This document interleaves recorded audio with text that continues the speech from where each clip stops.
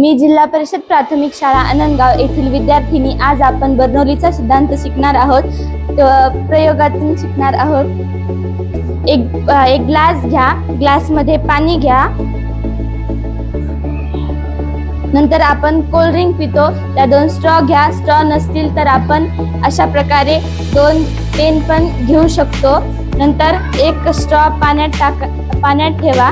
नंतर उभा असलेल्या पहिल्या स्ट्रॉच्या वरच्या तोंडाजवळ काटकोनात धरा। आता दुसऱ्या स्ट्रॉच्या लहान तोंडातून फुंकर मारा, पहा काय दिसते ते। दुसऱ्या स्ट्रॉने फुंकर मारल्यानंतर ग्लास मधील पाणी फवाऱ्याद्वारे बाहेर आले। असे का झाले याचे कारण सांगता येईल का?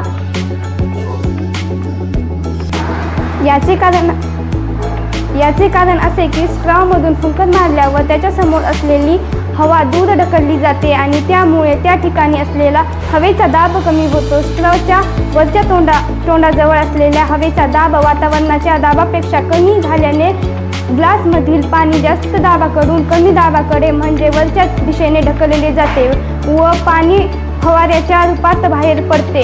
जेवढ्या जोरात फुंकर माराल तेवढ्या मोठ्या प्रमाणात फवारा उडत असल्याचे लक्षात येईल। स्ट्रॉचा हा फवारा बर्नौलीच्या तत्वाद्वारे कार्य करत